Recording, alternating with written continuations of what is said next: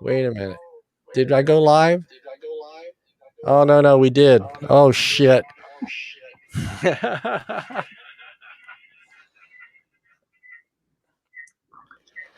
Uh-oh. We got a problem. We actually started the live feed and I apologize. So I'm going to end this. I can't end it. I can't. We got a problem. Oh man. Hold on here. I don't know how that I did that. That is great. Brian's laughing. He thinks it's funny. We can keep going. I'm sorry, guys, but somehow the show started and I clicked it off on my phone. I didn't know I was able to do that on the phone. So should create a secondary account for that. It shouldn't even have been allowed me to do that. So we are actually 20 minutes early. I apologize to everyone that hopefully we can get I don't think I could start it over again because I think that would kind of screw things up, and I really don't want to take away your guys' time, Angie, from the show. So I apologize for starting a little bit early, and we got people jumping in already. So hopefully Tim and Tom see that we are live and come on. But we're going to go ahead and start the show with me and Brian and Angie here. So I'm going to start here. Before I start the show, I want to let Dimitri know that you are in our thoughts and prayers. He was in a motorcycle accident yesterday. He's doing okay. He's a bit banged up with a few broken bones. But I want to let him know, we got Tom there. I want to let him know that the Wednesday Night Live team is thinking about him and hopes to see him back on your feet real soon, buddy.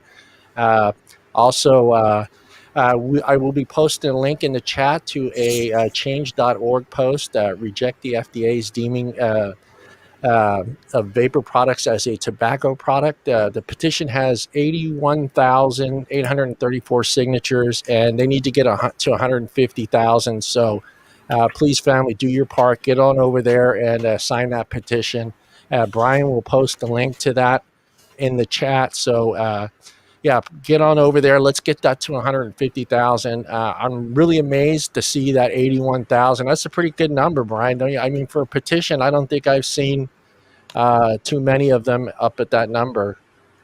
No, this one's actually got a lot more signatures on it. It's got a lot of good backing. So head on over there. I posted it in the ZampleBox page, and I saw that we had a good 20 or 30 people jump on there and get that petition signed. So head on over there. The link's in the chat, guys, and hopefully it helps. Hey, everything helps. So, right now we're at the point where we need to really do everything. So head on over there and sign that petition. Welcome everybody. I'm sorry we started early. I going to take credit for this boo-boo myself. I was trying to set something up on the phone and I hit go live on my phone, which I didn't know I could do that since it was already up on the PC.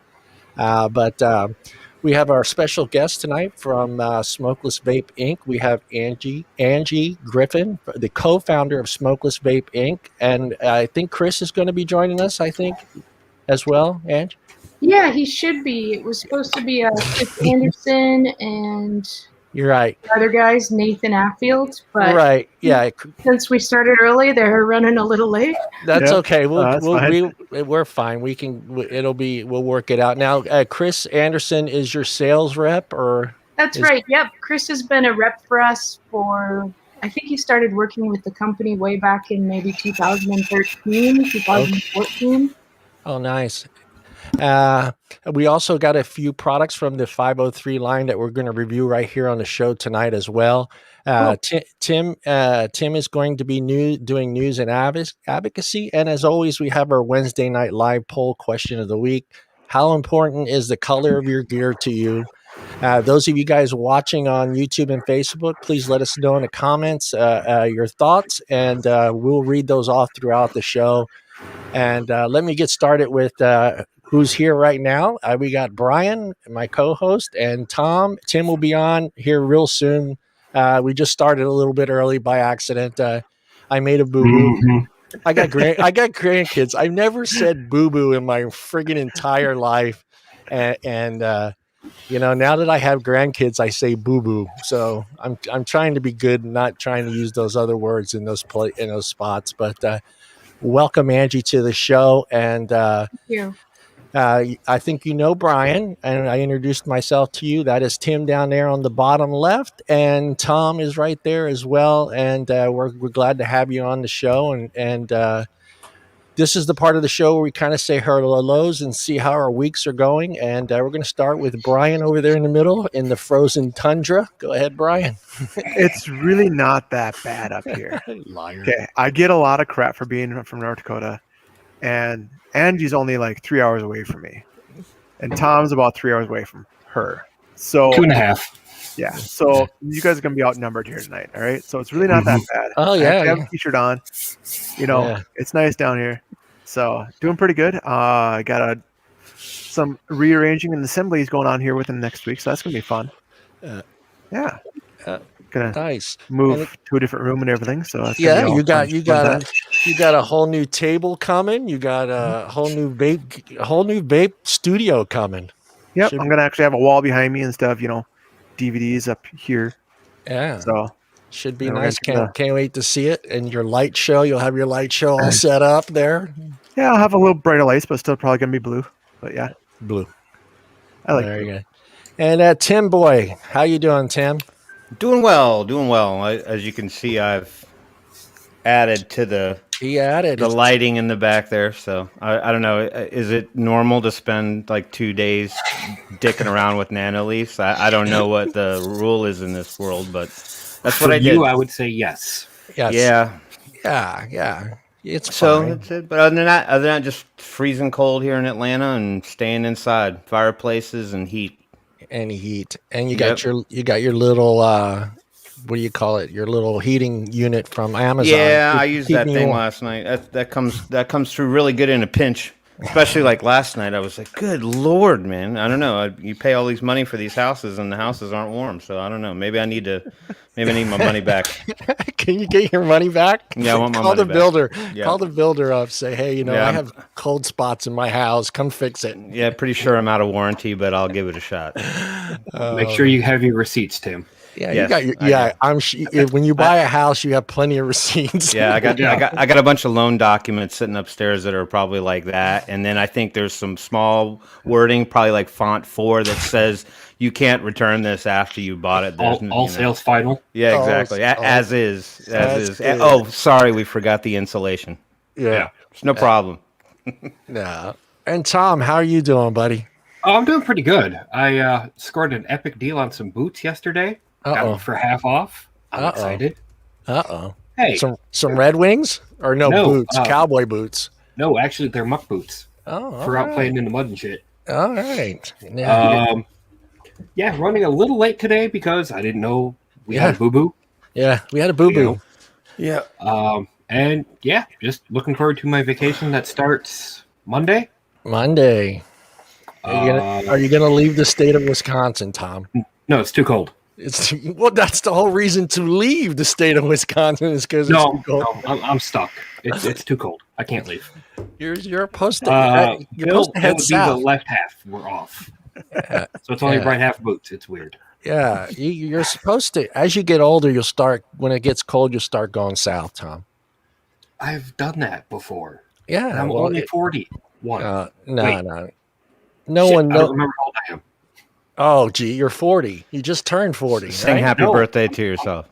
I'm 41. 41, 40. Oh, shit, you're old. Just a pup. Well, I'm the youngest one here. Baby. You are the youngest one. You're the youngest one. What the heck? Yeah. It's not by much, though, Brian. That's why we put you in the middle tonight, Brian, because you're the youngest. Yeah. You can control You get to us. sit at the kids' table. Yeah. And we have Angie. Angie, how are you tonight, and what's new with you? I'm good. I'm here just outside of Minneapolis, Minnesota. We had a balmy 36 degrees today. I was outside without a coat on, chipping ice while we have the opportunity because it's going to be like -10 next week. So -20 for us this weekend. Yeah. And I'm in Wisconsin. Yeah, 68 for us here in sunny California. And there we got Chris. Welcome, Chris Anderson, to the show. And Chris also works with with Angie. He is their sales rep for. Oh man, I am so pissed off that I started the show early. I apologize, Chris, for starting early. I didn't know I could start the show with my phone, so I learned something new tonight that I can start the show with my phone. So, welcome to the show, and we're going to let Angie finish her hellos, and then we'll jump to you, Chris. Sounds good. Thank you. Oh yeah, just trying to stay warm in the bitter cold north, and like I said earlier, I just finished a big plate of hot dish. Yeah. Some tapatio on top to spice it up. Yeah. How's the COVID been there for you guys? Are things opened or? What color are you guys? I think that's. I don't know what color we are right now, but I think it's pretty bad. But things are relatively open at this point. Yeah. We just started reopen. I think everything reopened here. Restaurants inside now. I think this week for us here in California, but it's not going to last long. And Chris, how are you? And welcome to the show. You tell us a little bit about yourself. Can you guys hear me? You can boost it up just a tad bit more. That'd be awesome. I'm trying to figure it all out. How about now? It's getting better. I was having some technical difficulties, so yeah, it's all right. Let me switch my. No problem. We got time. We started early, so this is bonus coverage. This is bonus coverage. Can you hear me better now? We are getting there. It's still quiet. Still a little quiet, but you're almost there. I was working on technical difficulties.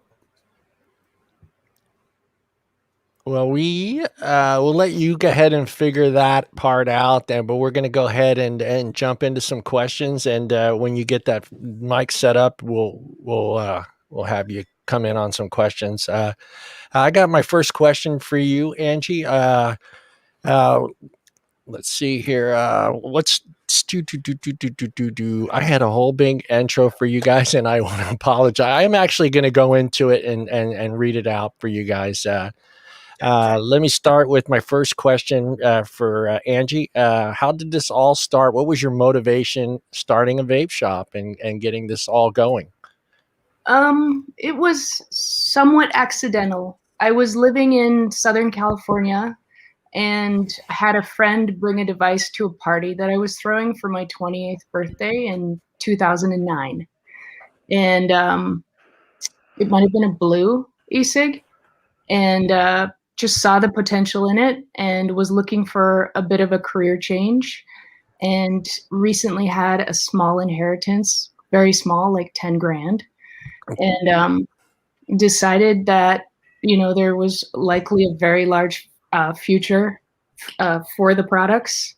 And so started a kiosk, moved to Minnesota, started a kiosk at a mall. And originally it was our goal to just, there were a few other companies that were operating at the time. They were selling things like Dead Sea salt lotions and what else did they have? Just really random products, really, really, really pushy approach, asking every single person that walked by, do you smoke? Do you smoke? Do you smoke? And we decided we didn't want to take that approach at all because we didn't believe that it would work well. So rather than saying, let's make a sale, we said, let's make a friend. And we made it very relationship-based, customer service-based, and just basically tried to bend over backwards for every customer we had to make sure that what we were selling them was working well for them. And at the time, in the fall of 2009, we're talking about cigalikes with pre-filled, Chinese e-liquid, obviously like really old tech at this point. So it didn't work that well, and you really had to want it to work with it.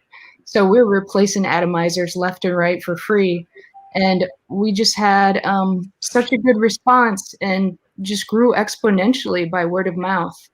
And the one kiosk grew to 4 kiosks, and then there was legislation. We had to shut down the kiosks, but at that time, we built out 4 brick and mortar stores here in Minnesota and 1 out in Folsom, California. And the rest is kind of history. It's just, we just grew and grew and grew. We couldn't stop growing. Yeah, that's cool. I actually bought my first vape e-liquid from a kiosk here in the, cause we didn't have any vape shops at all. I was buying zigzag e-liquids at a gas station when I switched from the blue to e-liquids, and I saw, well, I can buy little bottles of juice. And then I'm a man, so I don't go into the mall a lot, but I noticed, I was like, wow, look at this. There's a little vape kiosk, and they had, the bigger names back then, Cutwood and a few others. But yeah, that's how I started, was with at a kiosk. Yeah, it's interesting that you say that you're a man and you don't go into malls, because for the first couple of years, our core demographic was middle-aged women. Middle-aged women? Yeah, we don't go to. Started and grew from. Yeah, I only went to the mall when my daughter would force me to go with her, but just for me to go into the mall, it just didn't happen. So Right. hearing, and here we just didn't have them. It wasn't a big thing, and the guy, he could charge whatever he wanted for that stuff. No, I think we sold those original starter kits for, it was pretty ridiculous. It's something like $200. Yeah. It was wild. Yeah, they were selling 15 ml bottles of Cutwood for 25 back then. And they were getting it hand over fist. I mean, people were coming, there was just nowhere to buy that stuff. So it was a really interesting place to start, at a kiosk in the middle of a mall, before anyone really knew what vapor products were, because there was so much curiosity, and we could just sit there and vape, and it would just attract all of these questions and all of this interest. And there was so much positive interest, nobody was afraid of it. They were just interested and excited. And so many people, as soon as they tried it, they were like, my God, I've tried Chantix, I've tried this, I've tried that, and nothing's ever been so simple. Yeah. So many customers that just accidentally quit smoking using vapes. Yeah. Any of you guys here have a follow-up question or to that? No, just that I remember the whole kiosk setup. Yeah, I remember that big time. I remember, I didn't get mine from a kiosk, but it was a blue as well, but it was I think it was an online purchase, but I remember thank God for not taking the cell phone approach. Hey, you on a cell phone? I never went into a mall, so I don't know. You lie. They don't have malls in Wisconsin. We do, just not many. It's only in the big towns like there are here. We only have. Yeah, and if I want to go to a big mall, I'll go to Mall of America, which is a couple hours that way. Yeah. I do have a question, though. Go ahead. What was the legislation regarding the kiosks? Were those just effectively just stopped dead in their tracks? Yeah, it was mobile sales is how they put it, and a kiosk was considered mobile even if it was stationary in the center of a mall. So it was like you could have an inline store, but you couldn't be out in a kiosk. But at that point, we were in the midst of building out 4 brick and mortar stores, so the timing worked out okay. Yeah. We were able to close those down and still retain our business and create a much more interesting atmosphere with a lounge. And by that point, that was the summer of 2013, and there was a big hike in cigarette tax here in Minnesota, and that just brought a huge crowd of people to our doors. And it was sort of on the cusp of all of the rebuilding and whatnot. And we created just a really cool little community in our stores, building and hanging out together and servicing all the different communities that we were in. And yeah, in the beginning there, that was a really cool atmosphere. I mean, the vape shops coming in, having the lounge, TVs, couches, the little vape section to sit down and try different flavors. How about for you, Chris? What motivated you to getting into this industry? Can you hear me now? Yeah, go ahead. Yeah, we can hear you. Man, talking about the mall kiosks, those were like golden times. My summer job was doing insurance claims, and then I was like, oh, I made enough money, I'll take the winter off. And after about 2 weeks, I lost my mind, and I knew Tim, and I've heard of this guy Jesse, and I ended up meeting them and working in a mall kiosk, and I quit smoking. Actually, I bought my first. I think I paid $149 for my first vape kit, and I think it was 25 for a 30 ml bottle, and it was.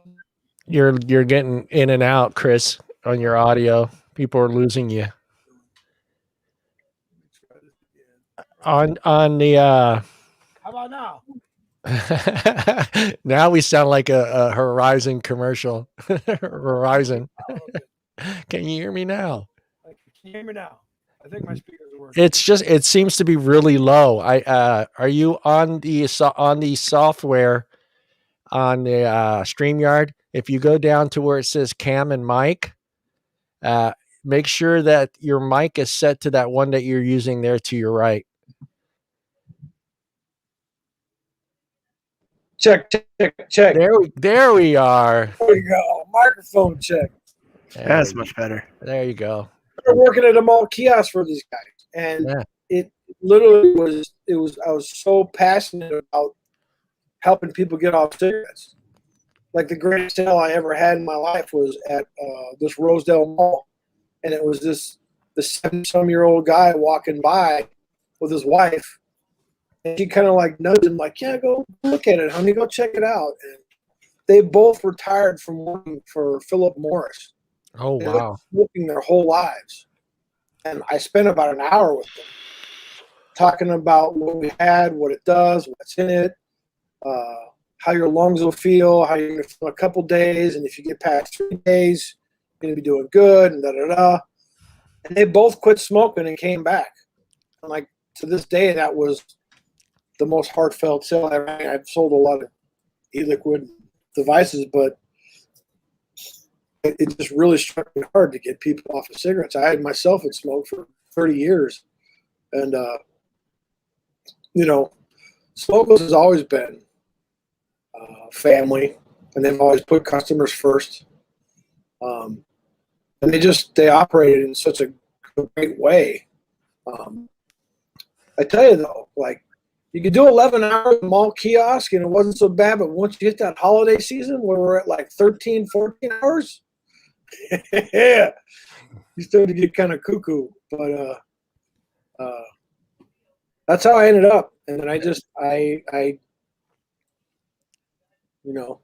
started opening brick and mortars, and there was a huge tax like Angie was talking about, and lines out the door, and I was back at my other job, and then when I came back, I was like, "We're building all these things, and here we go."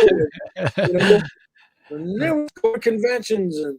Well, it's a good feeling to, even though that situation was bad at the time, you guys were set, you were ready, you got the shops ready to go. And it's got to be an awesome feeling knowing that you were set and ready to go no matter what happened with the kiosk, that you had enough business to open up bricks and mortars. And that's the whole point of getting into a business, is trying to be successful. Let me get to my second question here. And being featured in Vapin' Magazine and PGVG is excellent, but I bet being picked as Twin Cities' best vape shop had to be a great feeling. Yeah, that's funny because we were like very aggressively trying to get people to vote for us for the couple of years before that. And the year that we won, it wasn't even on our radar. And then the rep reached out and was like, "I really need to talk to you." And I was very busy, and I was like, "What? Okay." Got back to her, and she's like, "You guys won this year." And then after that, they never had the category again. Well, you were the last one. It's perfect. Yeah. It's perfect. But yeah, I mean, being featured on those magazines is pretty cool. I mean, those are the two big ones. Well, PGVG is big in Europe, but Vapin', has been a pretty big magazine for our industry and community, and you see them at all the shows. So it was cool. I bet being interviewed on there as well. Yeah, we always loved to be in Vapin' and doing ads for that magazine. And, things have kind of changed a lot in terms of marketing the past couple of years, since we can't do so much anymore. Right. It's not, I don't have as much fun creative time, but when we did, it was sure fun. Being on that PGVG, do you have a pretty good market there in Europe for your brand, or?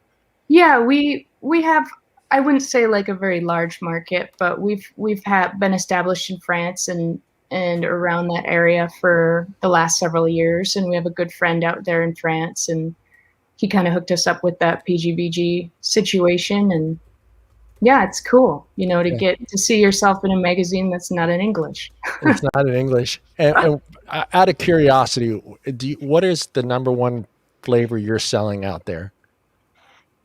Oh God, I'm not sure. I always wonder, because they're kind of more into the desserts and the the coffees and cakes and pastries, not so much the fruitier flavors like we are out here. Yeah, off the top of my head, I'm not sure with that market, but I can tell you that in Japan, we sell a ton of tobacco flavors of our tobacco brand. They love it. They love it, huh? Yeah. Wow, you guys are out in Japan as well. That's insane. Yeah, you can't ship liquid with nicotine to Japan, so it's all zero, and then they do what they do with it once they get it. But yeah, we have a pretty good hold in Japan with the tobacco flavors. So wow, that's awesome. Tom, you guys have any follow up? No, I was just going to say, I guess people here in America are probably going to have to get used to tobacco. They might have to. Take some tips from the Japanese. I want to give you the no, God! Yeah, that's not. Trust me, I'm screaming inside, John. I'm screaming inside. Yeah. How about for you, Chris? How was that feeling being voted number one vape shop? And there's a lot of vape shops out there, so it's pretty impressive you guys getting that number one spot out there, right?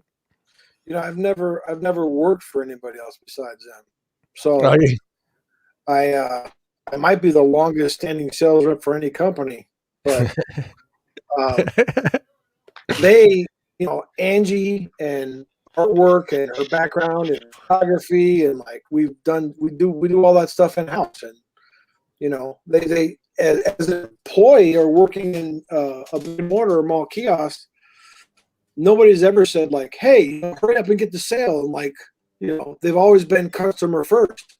Now, there are times that in order to explain a device to people at the mall, you have to tell them to come back at the end. And I literally would have 5 to 15 people showing them how to fill carts and show them how to put their new kits. But they always put customers first. So, it was nice to see that they got that, we got that, because they've always put customer service first. Yeah. I wish some other companies would do that as well. Put customer service first. I mean, they're all the worst. We all hear the stories. I've used the same story with cell phone companies. It's like, why does the new customer get the better deal? I've been here for 20 years. Why can't I get that cell phone deal? Why can't? So it's nice to hear a company that's taking the time to take care of their customers. Let me jump into my third question here for you guys. With the current situation with COVID, I wanted to ask you guys about your curbside pickup. I saw that on your page. How's that been working, and are people taking advantage of that service? Yeah, absolutely. So here in Minnesota, we were completely shut down for about a month, and then they allowed us to open with curbside service. So we quickly figured out the logistics of how to do that. And so you can go to our website and place the order there for curbside, and then it's just a matter of once you get there, you call and we run it out to you. So we try to keep it convenient.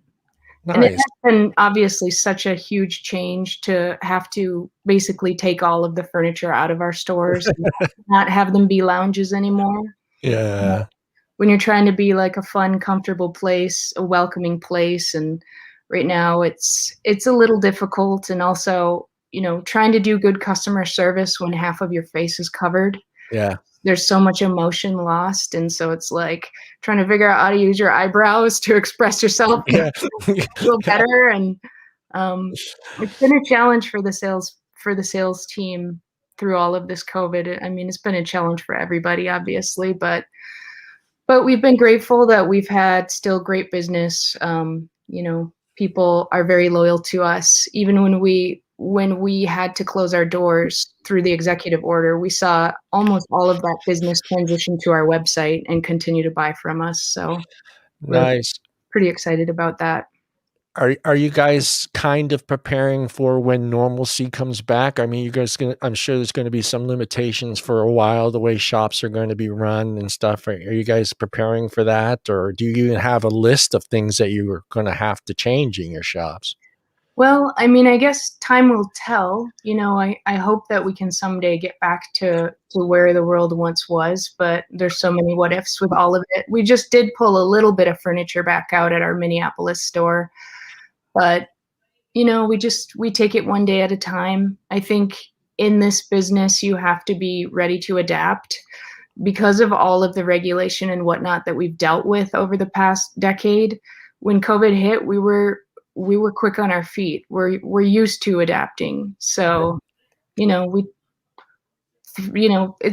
part of the business. Working in the vapor business, there's always something. So it's never like, I'm losing sleep at night. I know that we have a very smart team and a dedicated team, and we all really believe in what we do. And so we'll just see what happens and pivot as needed. Yeah. Tom, you guys have anything you want to add to that? No, I was just going to say, I guess that's really what it boils down to. I was going to go back to the customer service thing, and I don't know. I've just always been a proponent of the thing that, it starts with customer service. I mean, that's really where the crux of your business is, because customers will love you. I mean, that doesn't mean you just give them free stuff because they're good customers. But I'm just saying, as long as you take care of them, they'll come back. But as far as the adaptation thing, I think that we're in for a lot of that here in the very near future. Yeah. How are you dealing, Chris, with COVID and the business side as a sales rep? I mean, that's got to be a little bit challenging there on your part as well. It's devastating wholesale, Yeah. It's devastating. But people still vape, We're still, so you get a cold, you switch to menthol. That's how it works. I'm just happy we're still afloat, and we're still doing it. So it's I don't deal with our stores much. I'm either in the office or at home, but it just means that the customers that I do have, I get to take better care of, Yeah. So, But people are taking advantage of that service, though, right, Angie? I mean, I know business isn't as booming as it would be if the doors were open, but I'm assuming people are, because you have a few, I'm sure, that are just petrified to go outside and be around anybody at all, and are doing the website part of it. But I'm sure you still have a pretty good amount of people showing up for the curbside. Oh yeah, absolutely. Mm. I mean, it's not In and Out and all those places. I just get blown away when I see these restaurants doing the curbside that never done it before, that aren't prepared for it. But you guys are you guys have like a system that you guys are going through? You carrying it out in baskets? I mean, how are you going about doing that? Ensuring that. Yeah, we basically carry it out. We have a mobile credit card machine, so we can do that transaction right at, from the comfort of your car. Obviously, we're masked, and we try to keep everybody comfortable and happy, and try to make it as convenient as possible. Yeah. All right. And seeing on your website that you guys have, well, this would have been a question for, I think Nathen does your blogging and stuff, but maybe you can answer this question. Seeing on your website that you have a blog that helps your customers stay informed and up to date on current situations with vaping is great. How did that come about, and how often is that being updated? With COVID hitting, Nathen was blogging, a couple times a month here and there, especially through the summer of 2019 and all of the Valley situation, trying to inform our customers and keep them calm. Since COVID hit, it's been pretty hard to do a lot of blogging. He's doing a lot more shipping because we're doing a lot more online sales.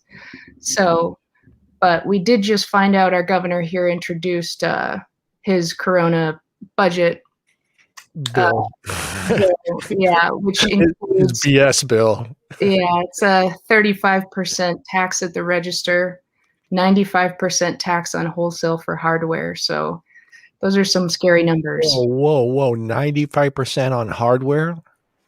Yeah, Minnesota was the first state in the country to introduce a wholesale nicotine tax way back in 2010, and he would like to add hardware to that side of things as well, and then add a 35% tax at the register for the customer. See, that was the big deal in 2012 when we let them call that a tobacco product. Everything that was involved in vaping being considered tobacco product, I mean, it was the better of the two evils at the time, but right. But now it's starting to affect us because we've talked about it before on a show. Not that they're stupid people, but I think they've been listening to us and they realize how this product works, what it needs to work, and the components that are involved in it. And I think they've gotten smarter. And I think within the next couple of years, I think even this year, I think we're going to start seeing more of these kind of special bills like you're talking about, special taxations on these products that they've now realized, okay, they can't vape without this. They can't vape without that. Let's tax this. Let's tax that. It's scary. And it's just, I think it's going to get worse and worse. Yeah, he's simultaneously proposing $1 raise on cigarette tax as well. And the last time there was a large tax raise on cigarettes, we saw a huge influx of business. But now that it's on both sides, it'll be interesting to see what the consumers do. That's scary. I can't believe they're getting away with that high of a tax. I mean, is there any uproar there? I mean, are the vapors there? I mean, there's not much we can do because of COVID right now. And I mean, it's, but is there, I mean, Tim, did you see anything, petitions or anything on CASA? No, I mean, the calls to action, really, I've talked to them lightly on certain issues because I bring things up to them because sometimes I don't see it on the CASA website. But what their stance is they don't like to mobilize until the time is kind of right. So, it calls to action and things like that. They try to strategically drop those so that there's you get everybody at one time. They don't want to put something out too early, but there hasn't been too many calls to action specifically for vapors.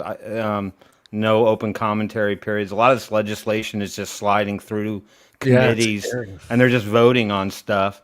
I have an article tonight that addresses something just like that. So, I mean, is your governor even giving you guys a forum to come and voice your opinions at all on these taxes or nothing?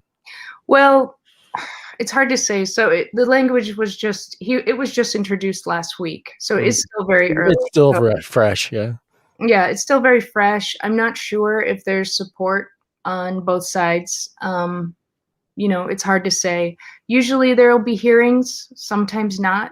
So it's really hard to say. That's a good question for you there, Angie, from Michael there. I'd like to know how Angie deals with misinformation and educating their customers. Well, we have a very educated staff. So when it comes to face-to-face being in our stores, you can pretty much trust that if you have questions, my staff will answer them well. Our blog, of course, we try to do what we can, when we have time. When all of the vape lung injury stuff was happening, that's probably the best example, because I had customers that have been customers since almost day one calling and saying, am I going to die? And it's like, hold on, like that. It was so upsetting that it took months for the FDA and the CDC to get on the same page. And that still to this day, there are people that will now say smoking is safer or, vaping is worse than smoking because of all of that. We see it now in television shows that were being written at the time. I don't know if you guys ever saw that show Upload on Amazon, but it's in the future. And instead of like a cancer wing, they have a vape wing. So, I got to check that out.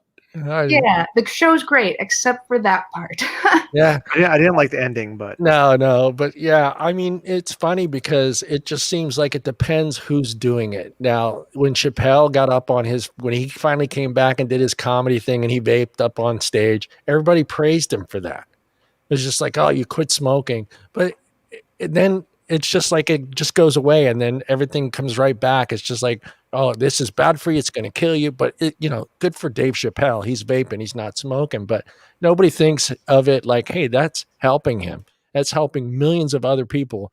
Even if we're not Dave Chappelle, I'm John. That's Tim. It's all helping us. But it doesn't matter. It's cool that Dave Chappelle is vaping, but it doesn't matter that it's helping anybody else. So it's just strange. It's strange how not just everybody reacts to it differently. I mean, and I just learned tonight or last night, I was talking to my cousin. I know she was a big time smoker for a long time. And she told me, no, I've been vaping for the last 3 years. And then I asked her, I said, do you know what's going on? She goes, no, I have no clue. And it's just like, I asked her, I said, she's out in the Bay Area, in Redwood City area. And she's like, can I go to this shop, and that shop? But none of them said anything. Nobody's telling them. It's like, let your customer know what's going on. This is a customer that's, has been smoke free for 3 years. What are you going to do when she wakes up one morning, heads over to your shop and your doors are closed? What is she going to do? She's going to head right on over to the first quick stop and buy a pack of cigarettes. It's just, I don't understand this not educating your customers. And I get, some people, we've had some people, suggest that some of these places are in business just to move on to the next thing. And I hope that a lot of them are not like that, or, moving into glass and CBD and trying to get out of the vaping part of it, just cash cow, get it as they can. But I hope that people realize that it could be gone tomorrow. I mean, we see it. Tim lets us know every week what's going on. And it's not just, it's everywhere now. It's not kind of isolated in the beginning where it was, everybody was listening to what was happening in New York, Chicago, California, Florida. And now it's little towns in Minneapolis, little towns in Wisconsin, everywhere. So any follow-up questions for that there for Angie? I mean, my heart goes out to people on the ground. I mean, this is not no offense to localized vape shops. I mean, I have one around the corner. I just don't go. I buy primarily online, but it is a little disheartening because you have a lot of customers who are just still at this point in the dark about what's coming down the pike. And those people are going to be left out in the cold because they're going to go for too long, log in and go buy and I'm not talking about people that can adapt. I mean, of course, if it means, oh, well, I need my son Bobby to drive me down to the vape shop to get what I need, that's great. But there are people that live in rural areas. There are people that have physical disabilities that can't get around or don't have those avenues, and they rely on those channels to get what they get. And I feel like those people are also ones that are left in the dark. I don't expect everyone to follow the news and legislation and all that, but my heart does go out to the people on the boots on the ground stuff, because that's a big piece of it. Customers need to know what's getting ready to happen. And, it sucks. It's a multi-prong attack. Yeah. Anything else, Tom? You got anything you want to add? I would normally say when people from the Midwest are talking about high taxes from the government to just come to Wisconsin, but ours is much better. Hey, I'm trying to boost our local economy. Yeah, nobody wants to move there, Tom. People are moving out. Not even people that hate California want to move to Wisconsin. No, they go to Texas. Can we go to Texas? We got on the Joe Rogan bus to Texas. We're all following Joe Rogan over there. I'm a California native, and people started talking about Packer fans and Wisconsin, and I think there was a name. I originally moved to Stillwater, and they called people from Wisconsin Skidders, and I was like, man, why do they hate people from Wisconsin? I started going on road trips and driving all over Wisconsin to vape shops. I was like, man, Wisconsin has cool places in the middle of absolutely nowhere. Yep. Like cool people. It blew my mind. I was like, this place is pretty awesome. Like you be in the middle of nowhere and you pull over and like, oh, there's some people, they're covered in tattoos and they're gardening, and they're like, it definitely was not. I'm glad I didn't listen to what people were saying, because we like to give them crap. It's still the cows still outnumber human beings there in that state, but. Well, I mean, just because on my way to my local gas station, I've got more cows that I see than there's people in my town, don't mean nothing.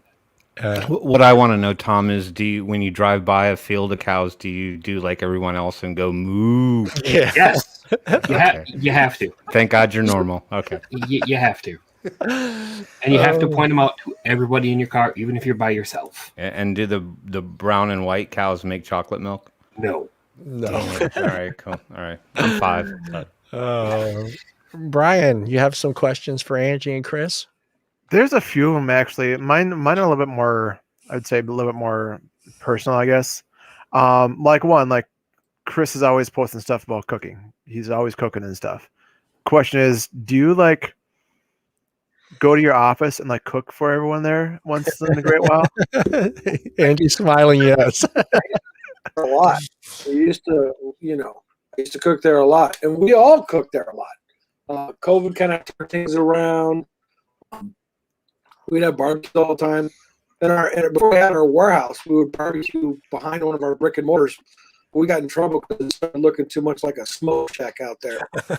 They didn't like us barbecuing all the time.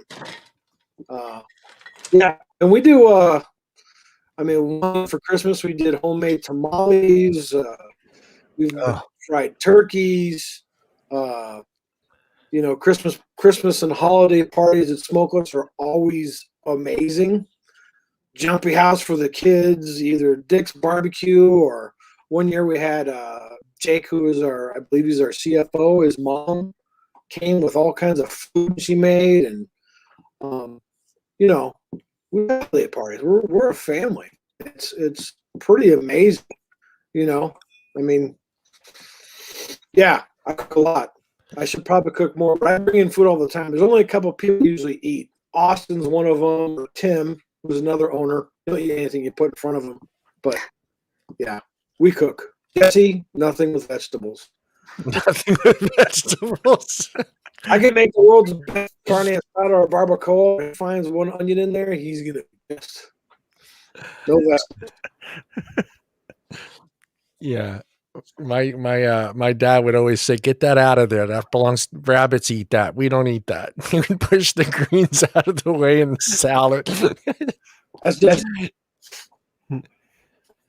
Now I feel bad. I'm told I got to eat more greens and vegetables. Now I hate them. Just like, can I put butter or sour cream on them and some salt and pepper? Go ahead, Brian.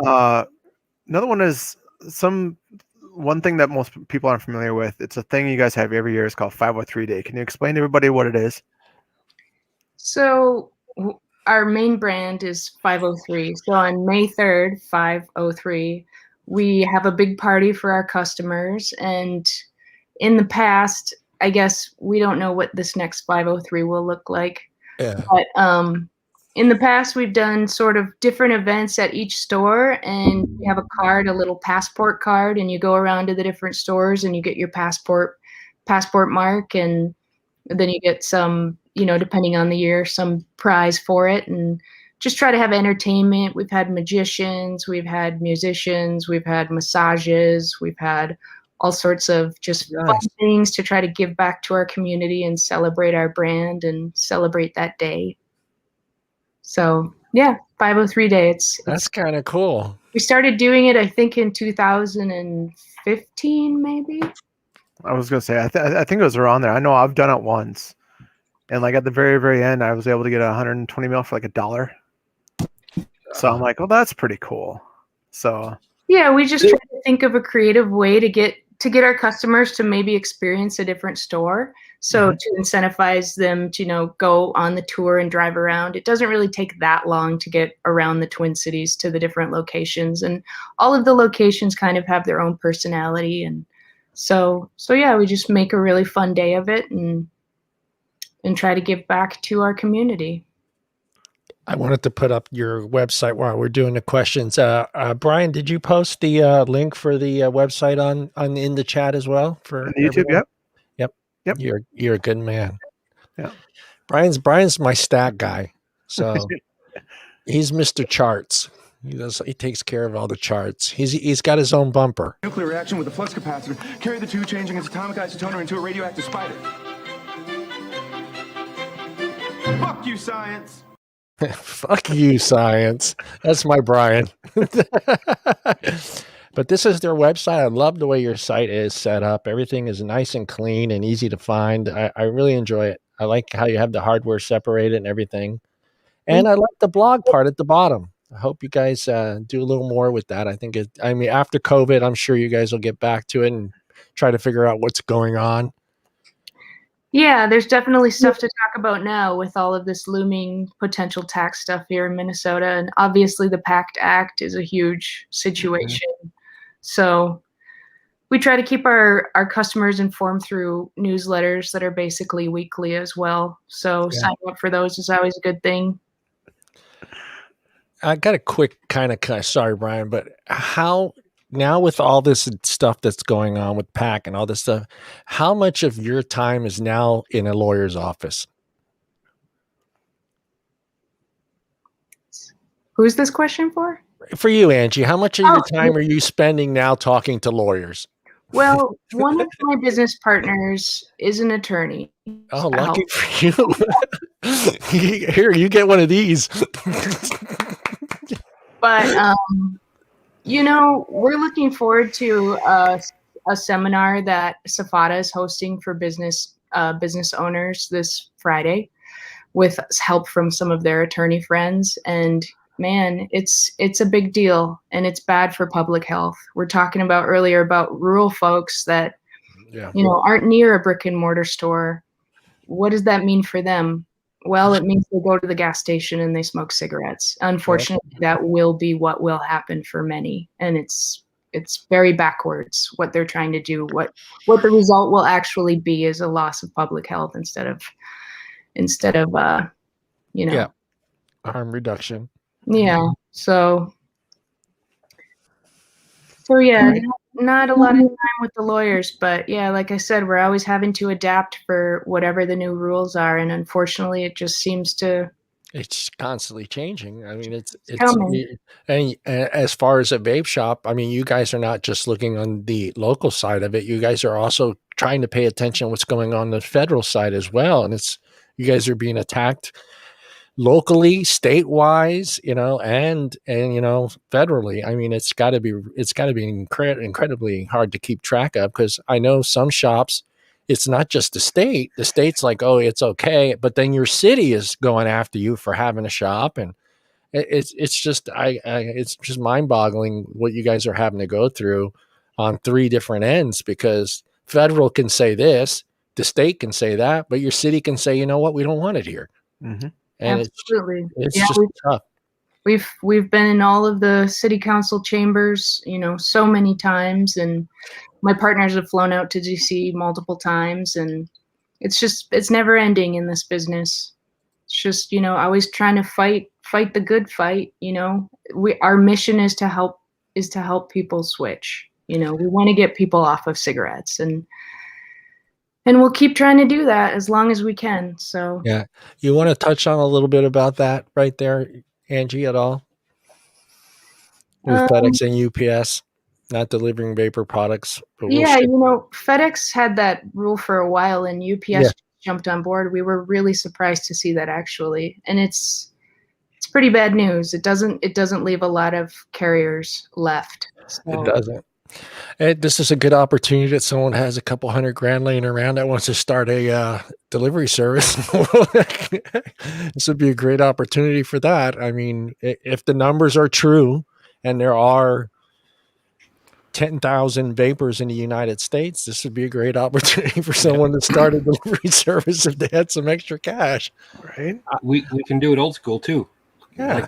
Like the Pony Express, just e-liquid express. We can just in Wisconsin, we can just strap it to cows and just send them on their way. We'll get distracted by grass. We'll get distracted. It'd be much better. Well, I have like a dream that what's his name over at Amazon says, I'll take on that delivery. He stepped down.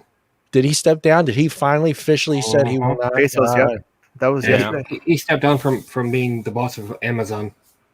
Oh, he stepped. Oh, well, he He's, just you stepped know- down from being the CEO, but he Yeah. didn't say technically that he wouldn't deliver vapor products. No, not yet. Yeah. So, I mean, they've got the manpower, they got the equipment to do it. I wouldn't be surprised if they figure, well, we can, that's a lot of money that are putting on the table that's being lost.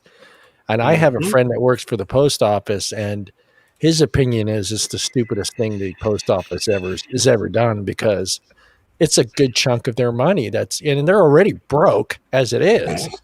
And now you're losing, I mean, you take a company like ZampleBox, how many boxes that they are shipping out every month, and that's gone. USPS that money's gone. That revenue's disappeared. It's insane. Are you prepared for that? I mean, I don't know. I don't want you to get into the whole the business end of it, but just a yes or no, I'm prepared would be good enough for us. Well, we're strategizing. Strategizing. I'll say that. We haven't known for a very long time here. It's a pretty new situation. So we're trying to think outside of the box. I've got some salespeople that are like, I'm ready to do motorcycle deliveries. Yeah. We'll do what we can, but unfortunately, physical delivery driving will probably only be able to go so far away from where we are located. So right now, I don't know postal things, but is DHL, is that available to you guys locally here, or is that just something that's international? I don't know how that all works with DHL. it is available. We just ran a scenario the other day and figured out that it would cost like $80 to ship something that weighs almost nothing to Florida. So it's available. Out. It's an extreme premium that you'd be paying. Wow. I didn't know because they always seem to be the cheapest, but I can see where a company would try to profit from the ability of knowing that they're the only ones in the game now. Sure, yeah. I think that other avenues may open up as people realize that, but time will tell. Yeah. Brian?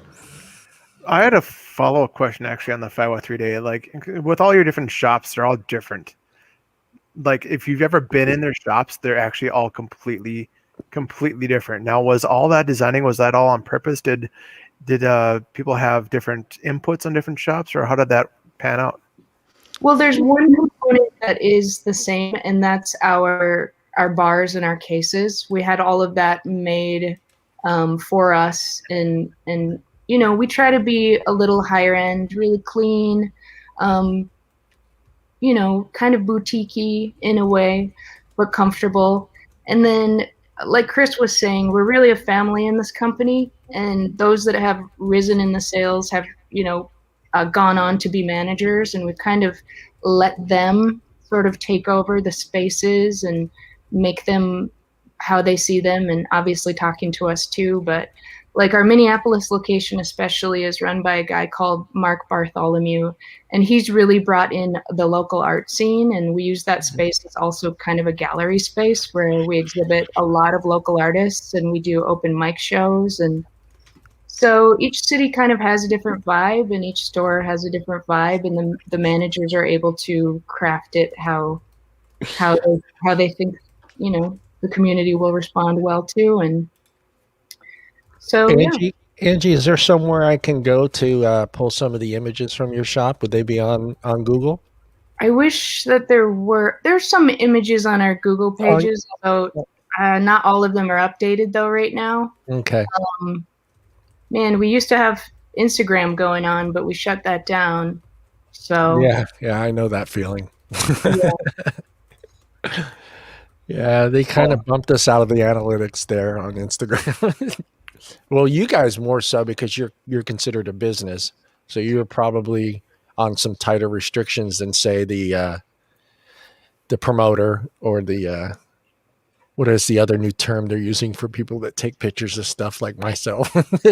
Influencer, there it is. Yeah, I think Jewel kind of messed it up for the entire industry, quite frankly. Very quickly. We pulled back on a lot of our social media, playing it safe. We're not trying to sell to children, obviously. Right. The core demo is like 42. So I have an image of inside one of the shops if you want to show that, John. Yeah, and that's the thing. I don't know why that information is not let out to the public. That is your guys' customer base is in that late 30s, early 40s, and it just seems there you go. Okay. Nice space. Got wood floors. That looks clean. That Yeah. looks like a bar. This is facing away from our bar at our northeast store, so it is kind of a gallery space with Very very nice. high industrial ceilings. That part of town has a lot of renovated old buildings that are really cool. Well, it's kind of cool that you got those 3-4 people over there just looking at artwork in a vape shop. I think that is awesome. Yeah, sometimes people walk in and they're like, "What is this place?" By the way, do you smoke? Right. Cigars. I smoke cigars. That's very nice. Very nice looking shop. Thank you. As long as Chris doesn't get a Raiders one, I'm okay with that. A Raiders one. Not in Minneapolis. You will not see a Raiders smoke shop in Minneapolis. I don't think so. Our Raiders rugs at the front door Yeah. for long periods of time when they come in. You got the Raiders sign on the back door. That leads people to the alley. Sorry, Raiders fans. Brian, you have any more questions before we do some reviewing of some of the 503 product? I hope everybody got their stuff. So actually, Yes. I want to tell you, Angie, I have been doing photographs and stuff for vape companies and e-liquid companies for a very, very long time. And this is the best fucking coffee mug I've ever gotten from any of them. It's an actual heavy duty coffee mug. And I'm not going to take any shit away from Bartista Brew Co. They make a good coffee mug too. But this is the best coffee mug I've ever gotten. Sweet. Oh, man. I was just like, I saw that coffee mug. I was like, okay. The only difference is they use that. I don't know what that thing is called where when you pour hot liquid into it and then the logo pops up. I know it's got a name for it, but like when you pour hot liquid into one of their mugs, there's no label on it. But once you pour hot liquid into it, the label shows up. It's kind of cool. It's kind of cool. Yeah, those are cool.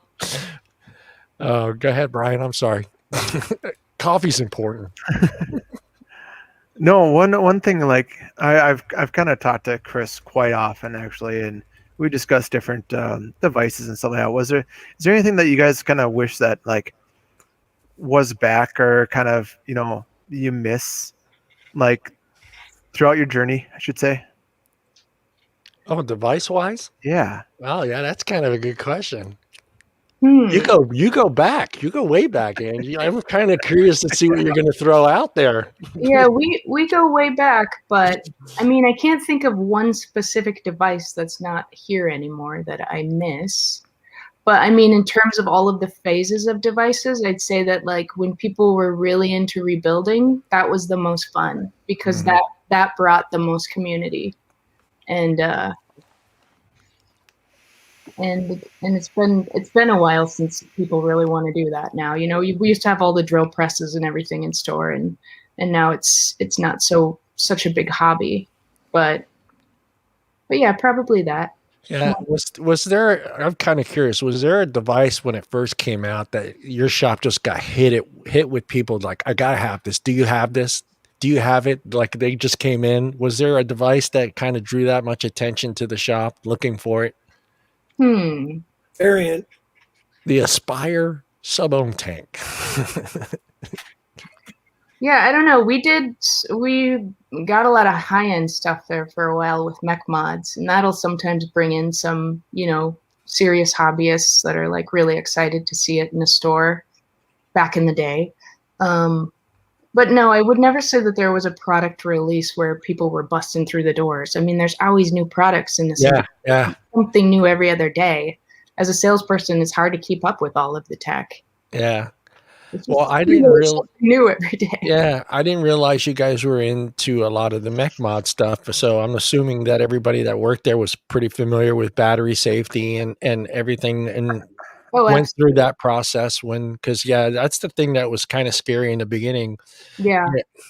And especially like on the ZampleBox family group page, everybody loves a great picture of a mech mod and they want to go get one. And then they realize that there's a lot more that goes into it than they assume, you know? Yeah, it wasn't unusual for us to spend an hour with Wow. one customer at that time. So we took the battery safety very seriously, and we still do, obviously. I mean, You don't get carry that. loose batteries in your pocket with chains. Yeah, I would give you. I've been dying to use this one. I got to put Snoop Dogg in there.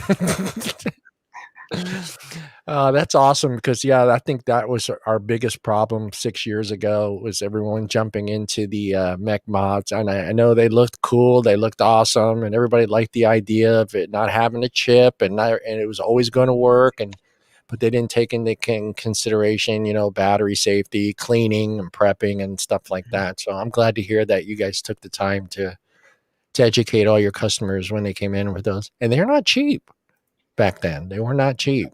No. So that's the thing. It's not a cheap product, and it's hard for a customer not to want to sell it.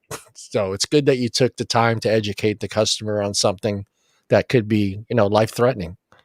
Oh, absolutely. Brian, look at him. Did he freeze? No. Did the power go out in North Dakota? No, man. It's gonna take quite a bit for that to happen. Kind of just mainly one more, really.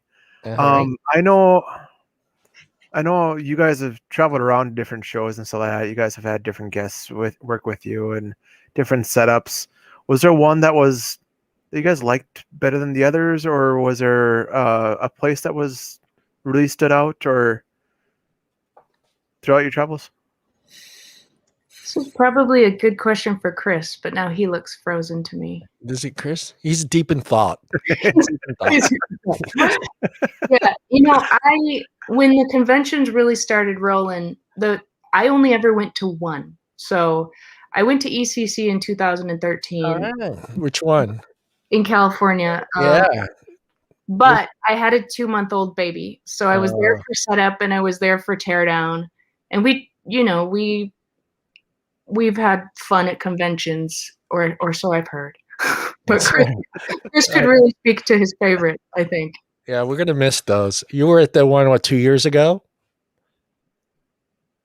Which ECC were you at? Do you remember, Angie? Oh, me? I was at ECC in 2013. Oh, wow. Yeah, I think that maybe it was the first or second one. Yeah, the second, I think. We liked we got along well with the Vape Showcase people. Anytime you go into Vegas for anything, I worked in entertainment for 15 years, so you kind of got to do handshake deals to get your product in, because otherwise charge you $10,000 to move a box. Those things always become an issue. But I can't think of one that we didn't like or have fun. But the Showcase people were pretty awesome to work with, and then Mike from Giant Vapes seemed to be just a solid guy. It's always nice to run into like our Fargo friends anywhere we go. But it's kind of interesting because we built some relationships with people that extended and they come visit Minnesota. We'd always try to hustle people to get them to come to the Minnesota State Fair, which is the greatest fair on the earth. To eat fried food on a stick. And I think that was even something you won through reward points or through 503 days. The owners of the company would take you to the fair and buy you food all day. So we love Minnesota. You don't always make money at those places, but you build relationships. It's you develop friendships where you only see people when you're at conventions. Mm-hmm. And it's just all crumbled, so it's kind of sad.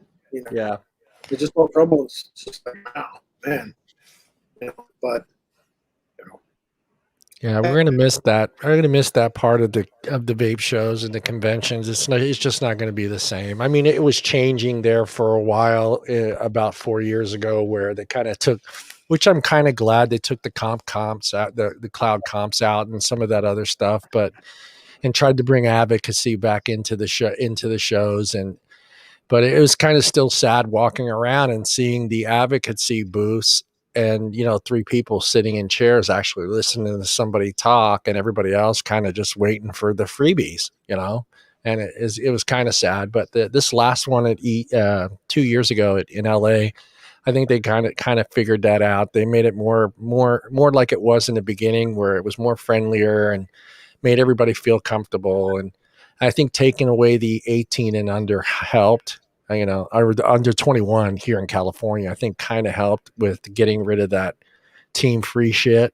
Mm-hmm. So, but it's still not the same as like it was in the beginning. It was kind of a different, guys walking around with their backpacks full of sampled e-liquids, literally having to go back to your cars and dump all the free e-liquid that you got. Who wants to free e-liquid stuff really got out of control. Actually, one of the owners got hit with a bottle and it broke on his head from a stage just throwing out free e-liquid. Yeah, a little crazy. Yeah, it was nuts. I mean, the one that I was in LA 2 years ago was just kind of strange too, because they had a bunch of production companies there, video production companies shooting commercials. And it just didn't feel right. It was just like them using everybody that was there to be part of their commercial for that brand. And I didn't like that, because they had like the vape models walking down, vapor blowing all over the place. And it was just like, wait a minute, guys, what are you selling here? Are you selling sex, or are you selling vape? Are you helping people, or are you selling products it was kind of mind-blowing. Who wants to show off? Who wants to go first there? Tim? Mike? I'm Mike. We don't have no mic here. I have a mic. Does that answer your question? No, I'll go first. Yeah, go ahead. I got 2 flavors, and I have to admit, I drug my RDAs out of retirement. It's not that I don't do rebuildables. I just haven't been the RDA thing lately, so it's been all RTAs, and I'm like, let me go find it. Man, I had some nasty RDAs sitting on the shelf. So anyway, I got 2 that were sent to me. Thank you very much. The first one I'm going to try is called Pom Pom. Pom Pom. Pom Pom. And it's described as a light, fluffy, sweet magic. A fruit flavor that you can vape all day. Pom Pom is a consistent leader of the pack. So I'm doing this blind. I didn't even crack them open before tonight, so I have no idea what I'm getting. Do you swear on a stack of Bibles? No, I'm kidding. I'm not. I mean, it's not going to kill me, so no. I'm free. I don't really smell. I smell some berries or something going on, so we're just going to find out exactly what's in store. So we're on the DJV D7 dual 18650, and oh, great! Turn the mod on, Tim. That always helps. I'm like, I don't want to dry fire my cot and look like a total idiot, on the show. But I pulled the Widowmaker out of retirement. Everybody remember the Widowmaker? That's when never get in the habit of clicking your mod to see if it's actually like ready to go, and then there's no juice on there. I've done that so many times. Check it. I've never done that. It's just I have dumb fingers and I'll push buttons way too easy. And I was like, man, the last thing I want to do is, after putting fresh cotton in it, I don't want to hit the button and burn the cotton, because I use temperature control on a lot of stuff. So I probably would have been safe. Anyhow, this is the Pom Pom. We're at 75 watts, 0.15. Here we go. Here we go.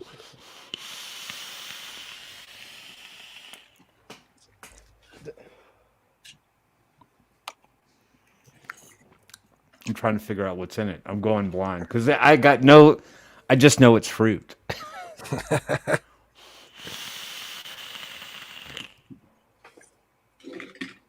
It tastes good. It's not overbearing. It's like it says, it's very light, so it's real.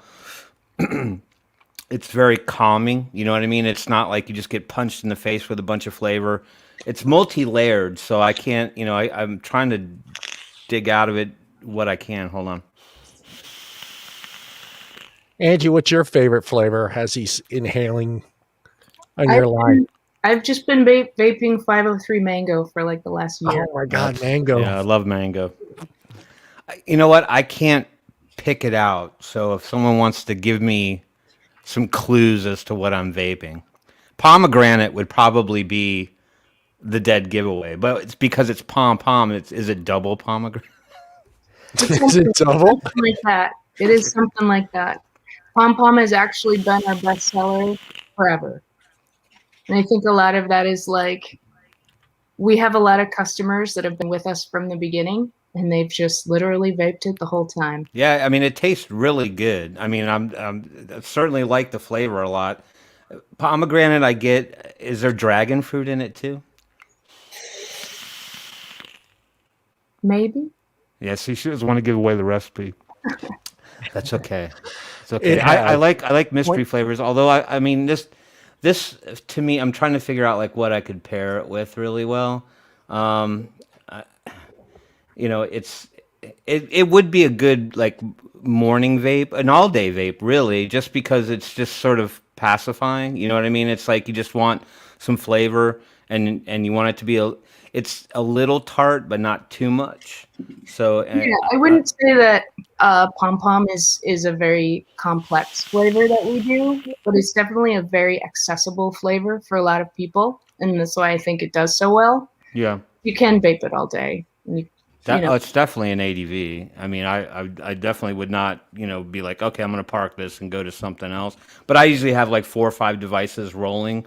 I think that kind of helps with vapor's tongue a little bit, so you get a little bit of flavor confusion. But I like that one a lot. So Pom Pom, I'll milk this bottle so it doesn't go too fast. Yeah, I don't want it to be like, oh shit, I'm out of Pom Pom and wait. Oh, it's after April 5th. Well, now I'm really screwed. Yeah, you know where to order it. But yeah, that's true. That's right. All right, so let me dethrone the Widowmaker. It served its purpose. I'll have to stick with the Widowmaker. The other one, It's not April 5th. It's May 3rd. Yeah, it's May 3rd. May 3rd. 03. Yeah. what are you talking about? You said April 5th. No, because that's sort of like when the last Bastion carrier is shutting their doors. Oh, gotcha. is what Okay. I meant. I was Yeah. confused. Get with the program, Brian. I'm the advocacy guy. I always have to have some reference to it. All right, the other RDA I'm going with is the Asgard Mini. And I forgive me, I got lazy, didn't put the beauty ring on, but this one is called Blackbird. So if I'm going to go with the theme of the flavors being somehow buried into the name somehow to give you a clue, I'm going to guess there's probably blackberry in this, maybe. But it's described as a truly. Maybe. I'm just trying to catch on here. So it's described as a truly unique flavor featuring a berry-based flavor with overtones of anise. Now, I'll be the first one to admit that I don't normally buy anise at the grocery store or use it in foods, or it's not like I'm like, oh, that looks disgusting, I'm not going to try it. I just don't know what it tastes like in real life or in a vape, so this one's going to be a little bit interesting to me. The flavor is bold and distinctive, yet subtle enough for an all-day vape. Is that a contradiction? Yes. Is Blackbird the greatest e-liquid ever created? Well, we're about to find out right now. All right, Yeah, I would say a lot of people are like you, and that component might scare them away. But I think that many have been pleasantly surprised, and that is a real big one for us. We got a lot of Blackbird lovers. Yeah, well, the other one that kind of is like I don't know is when I see flavors with lychee in it. Lychee, you and me. Yeah, I never settled in too much to the floral kind of flavor palette. I was a dessert guy when I really got into the crux of it.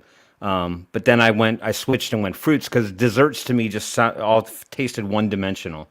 They all either tasted like a cereal or some kind of a cookie, and I'm like, I'm not getting anything exciting out of this, so I went back to fruits. All right, so here we go.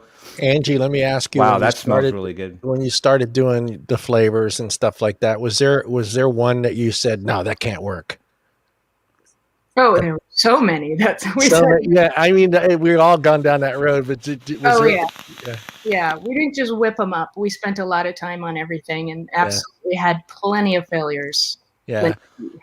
But Yeah, was there a flavor that you kind of like we said, the lychee and a couple other ones you're just like that you've never tried as far as like a fruit or something like dragon fruit? Like a lot of people haven't eaten dragon fruit. They don't know what dragon fruit tastes like. But when you were going through and making some of these recipes, was there a specific flavor that is like, what is that? How's that going to work with this?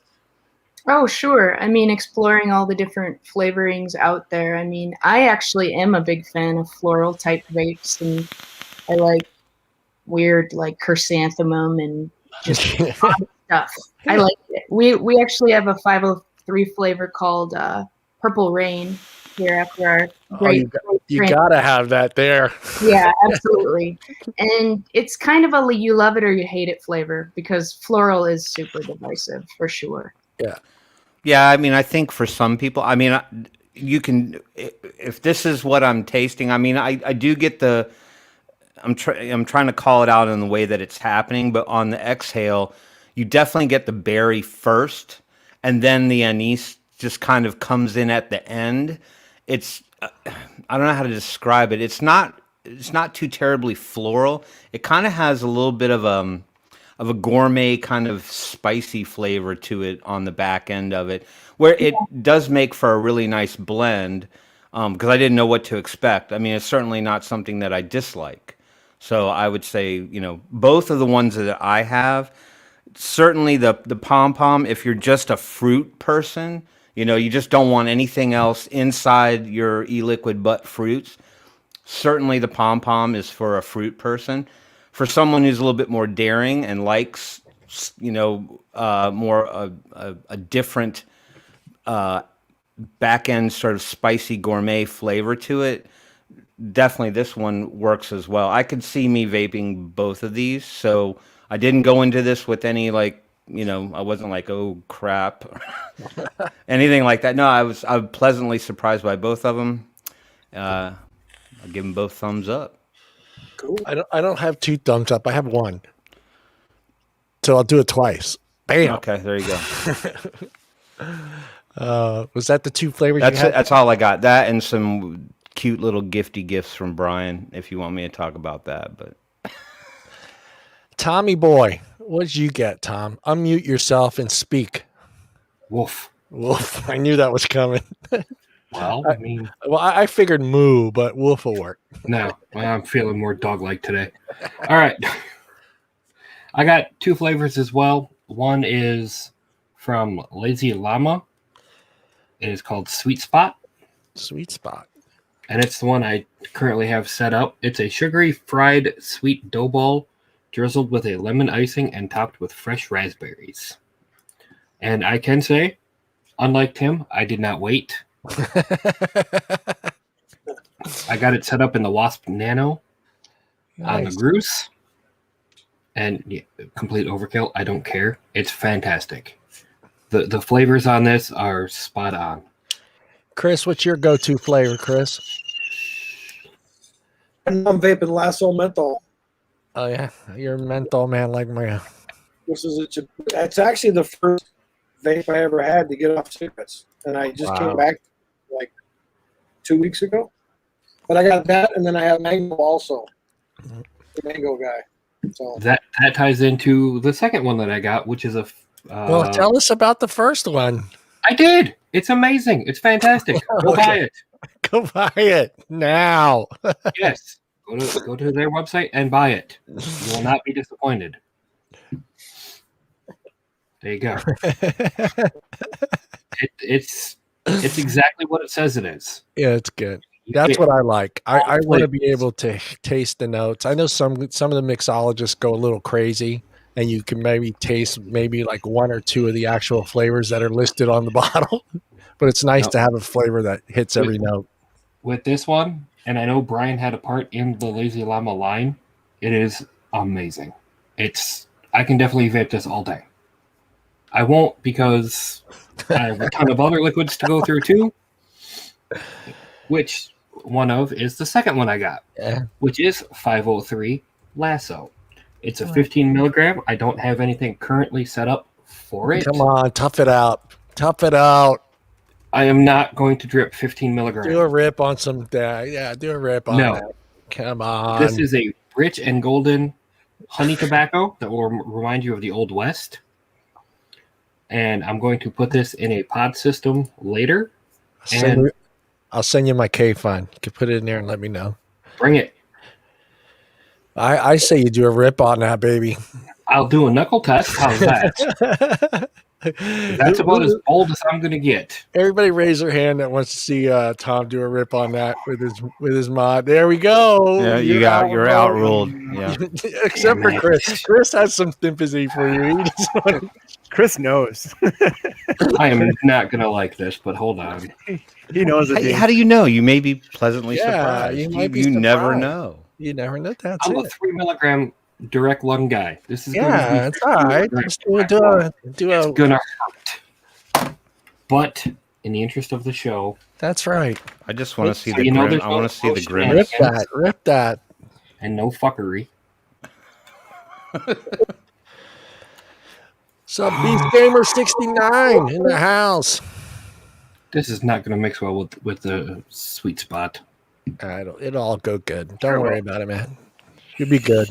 If something happens to your live, we'll know who to call. Wow, that's potent. I'm gonna have to change the cotton now. No. Yeah. You should have just put okay. So I have a question then for Tom, right? Because we do get a lot of questions in the group, in the family member lounge, people who do like tobaccos, and for those of us who are not really tobacco fans, would you recommend that juice to someone who likes tobaccos? I know that's not fair. Well, no, I'm not in a 15 milligram for a direct lung. In the lower milligram levels, absolutely. Right. Because after I let it sit in there for a minute, it had a really nice aftertaste that I can't place, but it's amazing. Is that Angie? Is that one of the? Is it a nuttier flavor tobacco? It's a sweeter tobacco. I wouldn't call it quite nutty. It's not that has the nutty notes. Doesn't have the nutty notes because I know a lot of them are going that route. The most complex flavor that we sell is a tobacco flavor called Black Sun. If you can figure out all the layers in that one, you get a trophy. What's your model for putting flavor lines out? How do you go about the process of determining, yes, this one's going to go for release? Do you use a subset of customers to try it and give feedback, or is it just purely what you guys pick and go with? Well, our little group, our work family has been between 25 and 35 people over the years. So we keep it inside usually. And, we don't usually have, customers trial stuff that isn't ready. We never do that. But we have done very rigorous testing within, our little fam. Oh, I was always interested about that just because, when you're developing a line, it could be hit or miss, right? I mean, you could put something out that the whole shop loves and then nobody buys it or they're just not interested. I mean, it's also taste is subjective. So right. Yeah. I do want to also take a minute and show off this label. Nice. I like your label. A nice, clean. Very clean label. Amazing label.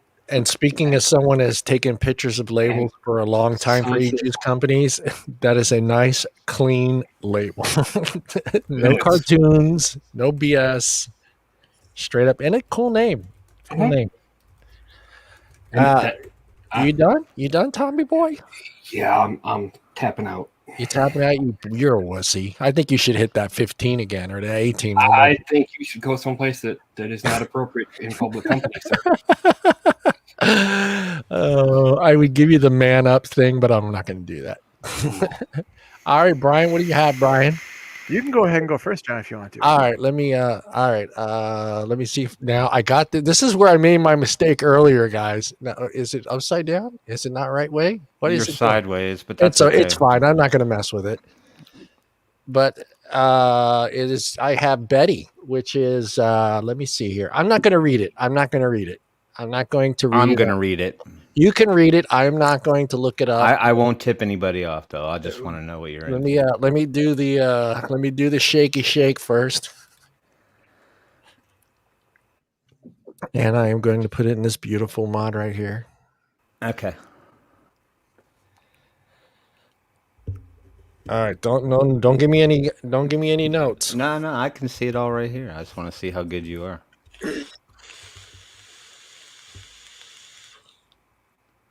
Ooh, that's really good, Angie.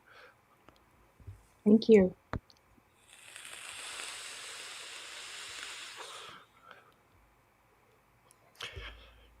Blackberry?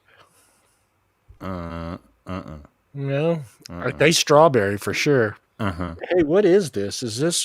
Did you send me 3? Did you send me 3, Brian? Or 2.5? Yeah, there should be 3 or less. Wow, that's...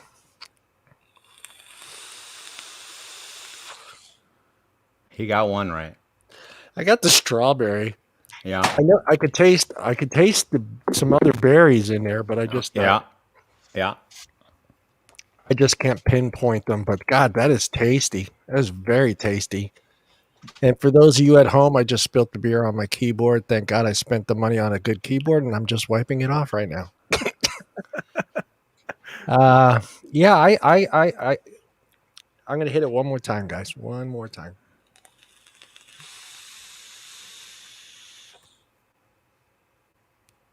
Okay. Something bakery in there. Something. Yeah. You're almost 3 for 3. You're like 2.5 out of 3.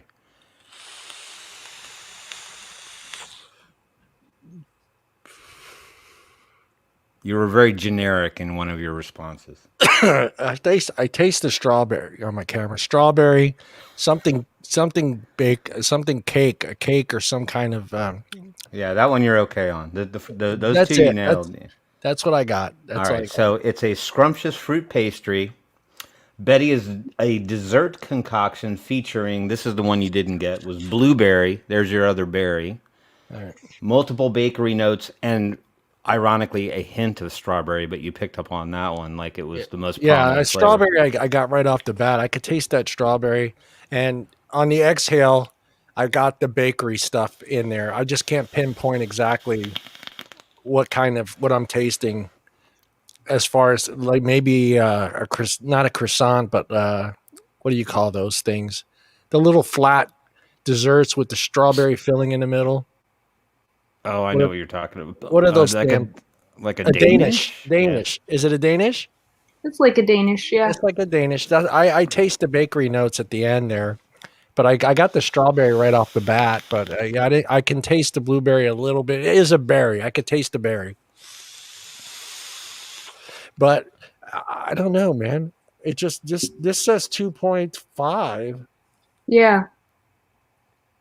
So it's just under a 3.